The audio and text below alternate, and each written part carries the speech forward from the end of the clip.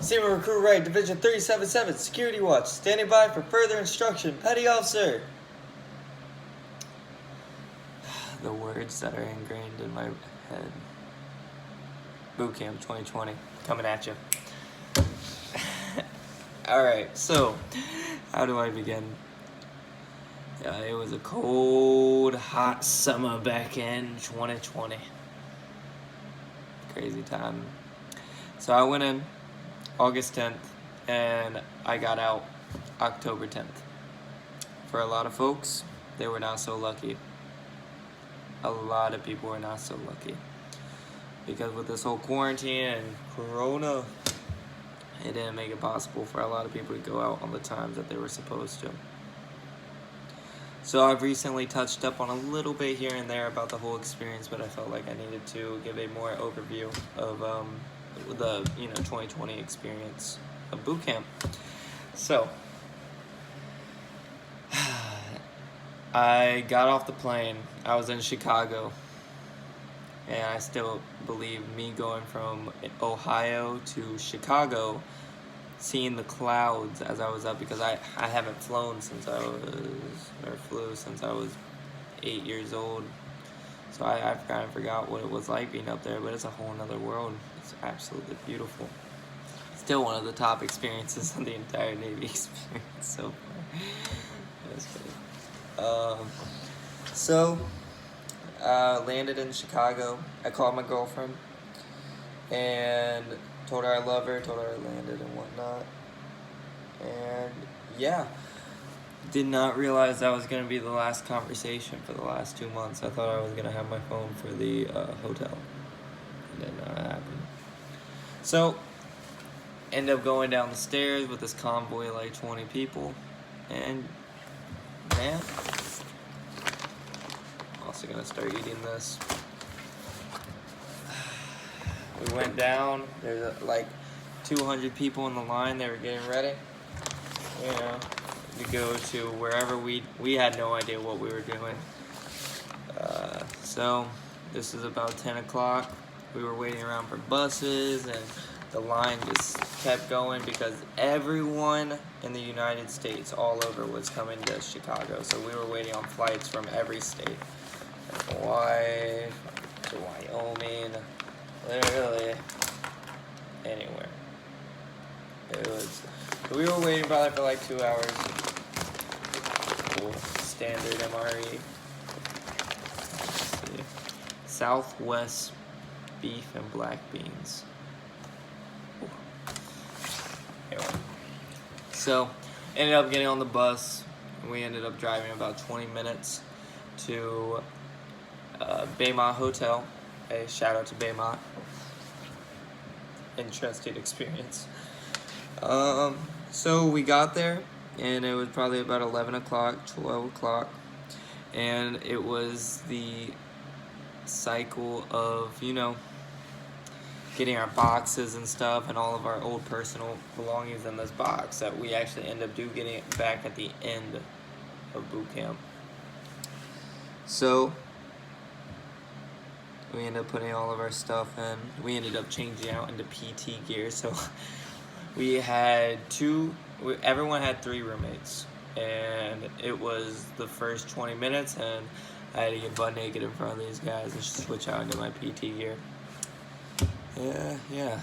We definitely got fairly acquainted with each other quite soon.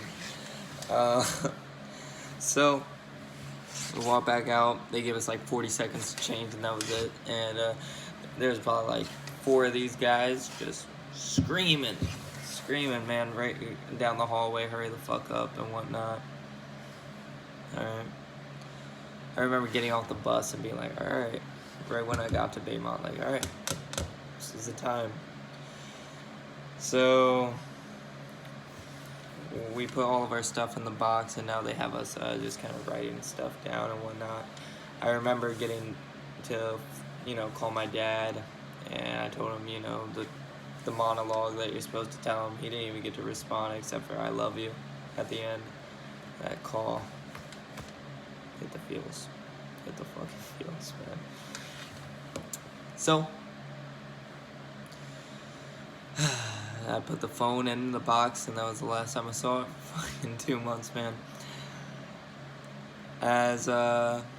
So we tape up the box and whatnot, and we had this little keychain. I don't have it on me. I'm lacking, but it was one of those dog tag necklaces. And I did not know.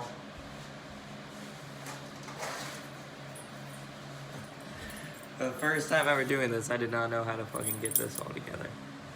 So, as I was getting screamed at by RDCs, I was like, my fingers were, trembling and whatnot. I ended up getting it, but. So, you're gonna spend 2 weeks in the hotel. You're gonna wake up every day at 6. You're gonna get 3 meals a day. Very below average food. It'll make you have gratitude for all the other food you've ever eaten in your life, no matter how terrible it is. So there's only TV, and there comes a certain point where you know how many push-ups and studying you can do. So eventually, you're just conversation, So hopefully your roommates are cool.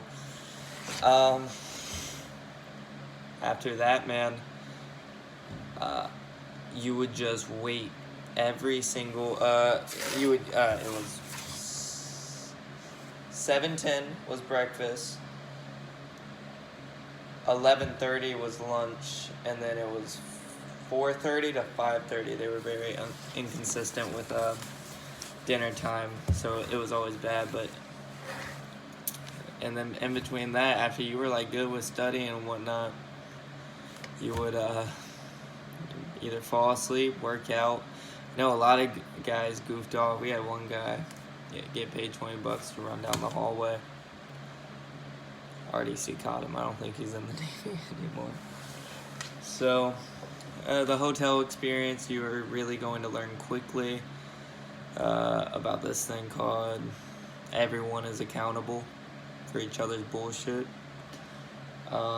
Which is a good thing, don't get me wrong, because the backlash by many others plays a very good part in peer pressure to not be stupid. So when people would be dumb and they wouldn't study when they were supposed to, we would get our remotes for our TVs. That was a thing that they had on us, and we would put them outside, and we wouldn't get to have TV for a whole day. Now, besides that, just skip forward. I know that hotel was probably the worst part of the entire boot camp experience. Was just, I'm a guy that has to be moving. I'd rather get beat than be in a hotel for 2 weeks and not be able to walk around. So, ends up becoming the last day. You end up going, you get on a bus. Ooh, the emotions are high. We had this RDC that was in the motherfucking hotel with us, and he actually ended up being on the bus with us. He had his red rope, symbolizing that he's an RDC, because all red ropes are RDCs, and then blue ropes are assistant RDCs, but we'll get into that later. And he was just kind of hyping us up. I remember he was telling us why we joined, and that we're about to be different people than when we first got there. And then he let it off with "Booyah!" And then the entire bus of these scared but motivated kids were screaming back "Booyah!" and got really hyped. So after the "Hoo-yahs," it was 2 minutes. He was like, "All right, guys, kill it." I remember instantly, man. We had 2 RDCs, a chief and a petty officer. They were like, "Come on, come on, come on!" So we get out, man, and everyone has their sea bag on, and their backpacks inside, and the 3 things you need is Social Security and some identification, just a wallet, man. And mine was at the bottom of the sea bag. So you're gonna get there, and it is at shit.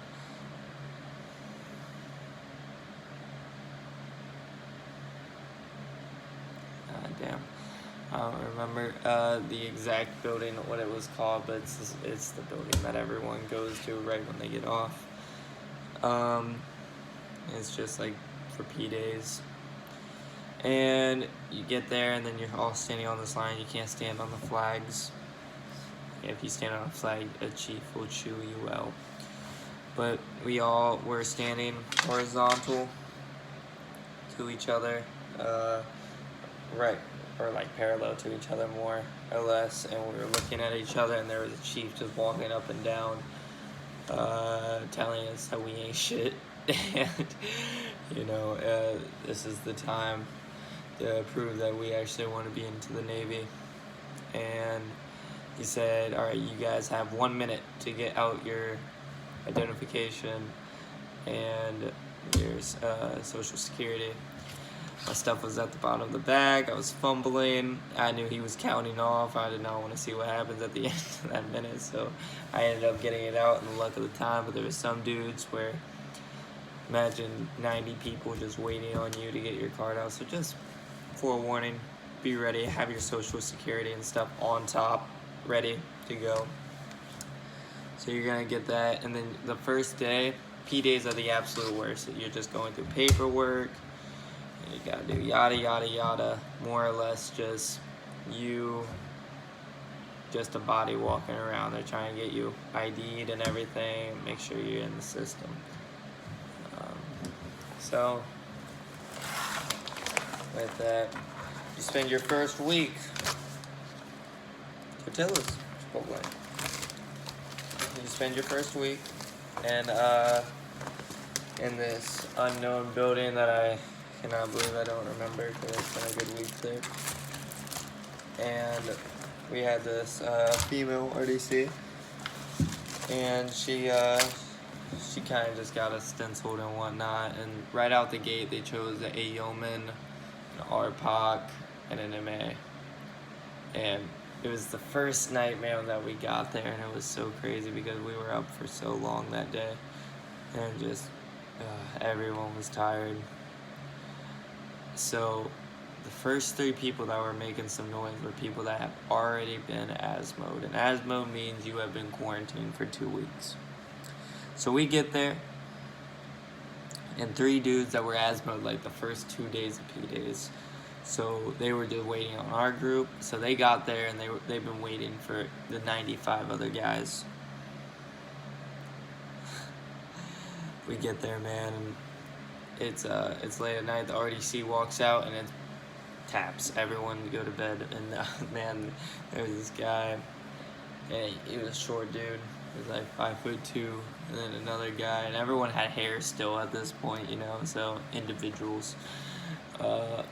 But these 3 dudes, they were talking like they've been in the clink for the last 20 years and how you gonna survive this place and like what you gotta do and all this. Like, being good, don't get me wrong, being good teammates, letting people know that don't know about this place yet, but the way they talked, and it was like they were lifers. So first week is more or less getting through paperwork, and then that Friday of the first week is your first PFA, and that is your practice PFA. You have 3 PFAs, and the last one is the final one, but just to see your baseline, where you're at. So you go through that. You're gonna have 2 tests, and the tests are easy. Just they have your educational petty officer, which isn't a real petty officer. These are all just positions given to the recruits, and they're gonna help out. Man, I'll tell you. So the first week went by, and we were waiting to go to Ship 11, the Kearsarge, and it was the first night. Oh, what up, Arambula? That's my roommate. Yup. Alright, so anyway.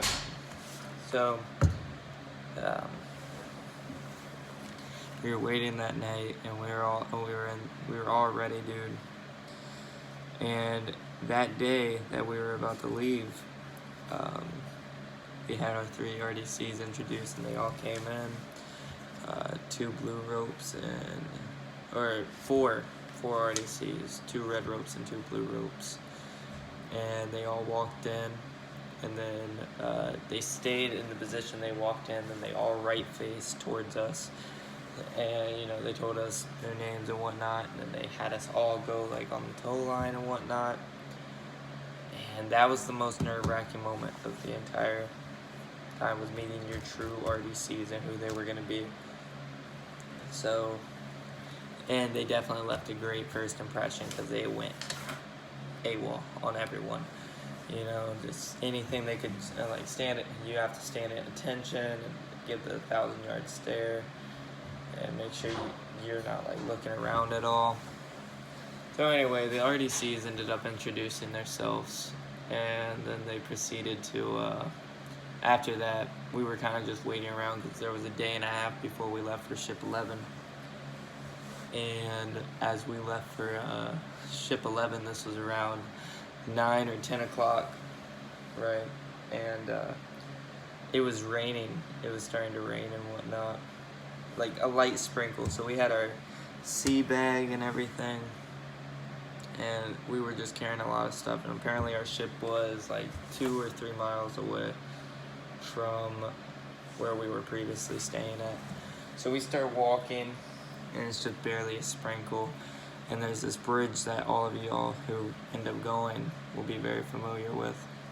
End up going through, and on the other side, as soon as we came out, I don't know how much more dramatic this scene can be. It starts like pouring, starts downpouring, like any kind of scene that you've seen in the movies about boot camp and climbing through mud and all that, that's like flashing through your head. But it's downpouring, 100 of us, it's dark, then it starts thundering and lightning as we are walking. We're still a mile away, so once we like saw it, our ship about like 300 feet away, but we didn't know where we were going at that point, but we knew we were close. But it was downpouring and the thunder was loud, and it was just, everyone was like, hell yeah, we're in boot camp. Like, that's one of the best boot camp experiences you could get, is like, welcome to boot camp, and walk into your ship just soaking wet. Alright, so we ended up getting there, and everyone still had a hygiene once it got to Ship 11, man. So we ended up, getting all our stuff, and we did a quick hygiene. And quick, that's an hour, so now it's like 11, and then we had to wake up at 3 a.m. the following morning. So, some time goes forward, man, and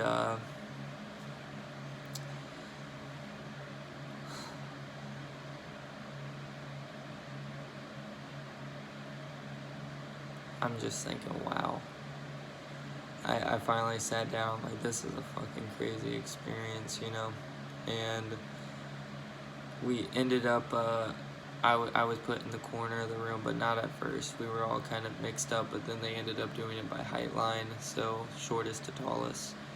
Now, in our division, we ended up being known as the COVID division, and we ended up being put on lockdown 10 times. So when I say that I was able to make it through from point A to point B with no disruption is a miracle, because we had like 30 people go out, but they were all under 5'5", so anyone that was short and they were from 1100 section, they weren't allowed on our side. Obviously they still came over, but still it was a joke, like, hey, if you're under 5'5", you ain't coming on our side, man. You all got COVID. So instantly we could tell we had this Italian RDC, and you could tell he was just a very deep fella, and he gave very good wisdom, and I still say it to this day, we had the foremost, chillest RDCs. I mean, obviously that's biased because I don't know other RDCs, but these guys were much respect, and they gave a lot of knowledge. They just didn't flip out. But that first impression, you gotta make a crazy impression just so they know the line, where like the recruits don't cross them, and where they can get. So anyway, we get to the Kearsarge, and that was a crazy ass experience because we were put in lockdown the first fucking week because everyone got COVID. Is this some vlog? Yeah. Booyah. Oh yeah, vlog. Booyah vlog. And Are we talking about boot camp? Yes, sir. And this is my roommate because I'm a Samaritan. So. And I'm a separation. Booyah. Oh yeah. Alright, so that's our ambula. Since there's like 10 of us from the old classes, we all got mixed in. But I'm sidetracked. Alright, so we ended up getting back into, it's like now a week and a half, 2 weeks we've done the PFA. And now it's just, so you're gonna get into a schedule. You're gonna wake up probably around 4:30 every morning. And you're gonna go to bed at 10 o'clock every night. And it's gonna be the best thing you ever feel when you hit those sheets. So I'll tell you, one of the biggest adjustments you'll have, other than showering with 90 other dudes, is the red lights that they put on in these compartments. It's like a social experiment. It's fucking crazy. It is. It is wild. So you're gonna be hanging out, and one of the biggest adjustments is no one knows how to shut up. And at night, you would think after being beat all day, not beat, but like when you're just going nonstop and you wake up at 4 a.m., you'd be ready to hit the hay, but a lot of these 18-year-olds do not know how to do that. So, you know, that was rough, you know. And then showering was crazy. And we had to like make community like shampoo and everything. And it was rough. So the first week they're gonna start assigning positions, like the actual. So this is the second week. They're gonna start like assigning positions to everyone. I was Yum PO because they had us all raise our hand who had cooking experience and who was going to be a cook. I raised my hand because I used to work at a golf course, and then I'm a culinary specialist, so it was like instantly. Really, all I had to do was know the times for chow. It was a blessing, but also a curse, because you would never know how many times you end up hearing, "Hey, Yum, what time is chow?" Alright, so I think this is part one. There's gonna be some more, folks.